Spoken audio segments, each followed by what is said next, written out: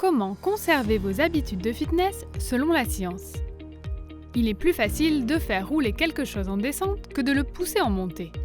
En effet, il est utile de savoir exactement comment optimiser votre régime alimentaire et vos séances d'entraînement. Mais en réalité, il suffit de bouger plus et de manger moins de malbouffe pour être en bonne forme. C'est juste que la plupart des gens ont du mal à le faire. Rester en forme est surtout une question de respect du programme. Il ne s'agit pas d'avoir le meilleur programme de fitness, mais d'en avoir un qui soit suffisamment mou et de s'assurer que vous le respectez. Heureusement, des dizaines de milliers d'études ont été réalisées sur la manière de prendre des habitudes saines, de suivre un régime et de rester motivé pour faire du sport. Dans cette vidéo, nous allons vous présenter des stratégies scientifiquement validées pour suivre un régime ou un programme d'exercice, ainsi que des exemples sur la manière de les mettre en pratique. Plutôt que de considérer vos habitudes de santé comme la punition de Sisyphe, utilisez ces tactiques pour vous aider à prendre de l'élan, de la facilité et du plaisir en descendant la pente. Et évidemment, on est là pour vous aider. Ne résistez pas à la tentation, évitez-la. Dire non à une mauvaise habitude tentante peut sembler être une simple question de maîtrise de soi. Mais il s'avère que les personnes qui ont une grande maîtrise d'elles-mêmes ne sont pas nécessairement plus aptes à résister à la tentation. Il se peut simplement qu'elles en fassent moins souvent l'expérience. Une série de 3 études menées en Allemagne a révélé que les personnes ayant obtenu un score élevé dans le trait de personnalité de la maîtrise de soi ont en fait obtenu de moins bons résultats dans des tâches qui testaient leur volonté par plusieurs méthodes différentes. Les chercheurs en ont conclu que les personnes dont le trait de personnalité maîtrise de soi est élevé inhibent moins souvent leurs impulsions dans leur vie quotidienne. En d'autres termes, elles ne sont pas plus aptes à résister à la tentation, mais elles sont moins souvent tentées. Pour éviter la tentation, il faut généralement modifier son environnement ou sa routine quotidienne. Tout le monde peut tirer profit de pratiques simples, comme le fait de ne pas conserver de malbouffe à la maison. Mais il se peut que vous deviez examiner de plus près les endroits où vous êtes tenté. Si vous essayez de prendre l'habitude de manger des salades à midi, mais que vous cédez sans cesse en commandant un dessert après votre salade, la solution serait de changer votre lieu de déjeuner pour un restaurant sain qui ne propose pas de dessert. Tirez parti de votre motivation. Une récente série d'études, menée par plusieurs équipes de chercheurs canadiens, suggère que votre capacité à dire non aux tentations dépend de l'origine de votre motivation.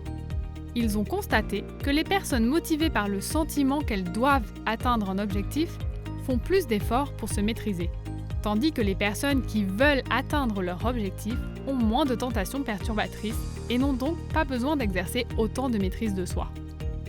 Les objectifs obligatoires sont généralement ceux fixés de l'extérieur. Par exemple, un médecin vous dit que vous devez perdre du poids, ou un conjoint vous demande d'arrêter de fumer.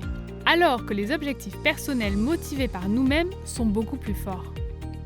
Vous voulez vous mettre en forme pour pouvoir réaliser votre rêve d'escalader l'Everest, ou vous faites vos exercices parce que vous aimez ce que vous ressentez. Vous allez vous donner à 200%. Il semble que le vieux cliché selon lequel il suffit de le vouloir suffisamment fort est une part de vérité après tout. Vous pouvez développer une motivation d'envie au fil du temps, en modifiant votre discours sur vos objectifs. Dites-vous que vous voulez intimement adopter des habitudes saines, plutôt que d'y être obligé. Et avec le temps, cela deviendra vrai. Réduire le stress. Le stress joue un rôle majeur dans la mauvaise alimentation, le manque d'exercice et la perturbation du sommeil. 2 études récentes ont démontré l'efficacité d'une formation à la gestion du stress chez des femmes obèses grecques et afro-américaines. L'étude grecque a montré que les sujets ayant reçu une formation à la gestion du stress mangeaient de façon plus modérée. L'étude américaine a révélé que la formation à la gestion du stress réduisait les niveaux de cortisol, la principale hormone de stress de l'organisme.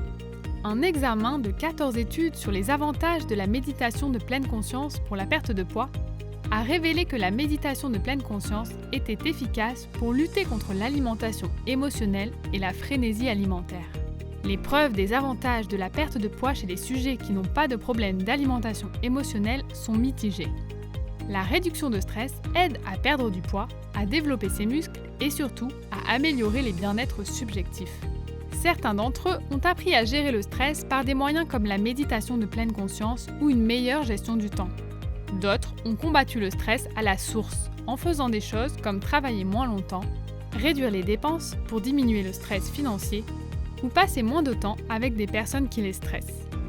La plupart des gens font moins d'exercices lorsqu'ils sont stressés, mais certains en font plus lorsqu'ils sont stressés.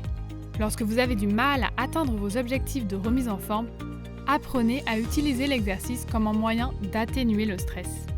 Si le stress vous empêche de faire de l'exercice, cherchez des moyens de le rendre relaxant. Écoutez de la musique pendant que vous vous entraînez, ou prenez le temps de bien respirer entre les exercices. Le simple fait de choisir une activité physique que vous trouvez amusante peut avoir un impact considérable. Le plaisir de la pratique. Le meilleur moyen d'améliorer votre alimentation, c'est d'apprendre à prendre plaisir à manger des aliments sains. Alors, comment apprendre à apprécier un régime ? Si vous vous souvenez que vous avez aimé quelque chose la dernière fois que vous l'avez fait, vous êtes plus susceptible de le refaire. Il va donc de soi que si vous manipulez vos souvenirs, vous pouvez modifier votre comportement. D'après une étude, il serait possible d'augmenter le plaisir que l'on se rappelle avoir éprouvé en mangeant un aliment en demandant au sujet de répéter ce qu'ils avaient apprécié immédiatement après l'avoir mangé. Une étude de suivi a ensuite montré que cette augmentation du plaisir mémorisé était corrélée à une augmentation de la quantité du même aliment consommé par les sujets lorsqu'ils étaient proposés dans le cadre d'un buffet le lendemain. L'application pratique est claire et simple. Après avoir mangé un repas sain, arrêtez-vous pour réfléchir à ce que vous avez apprécié. Peut-être même le photographier, afin d'avoir ce renforcement en mémoire plus tard. N'essayez pas de tout faire en même temps. Concentrez-vous sur la mise en place d'une ou deux de ces habitudes pendant un mois. Puis une fois que vous êtes cohérent avec ces habitudes, ajoutez-en une autre et continuez sur votre lancée.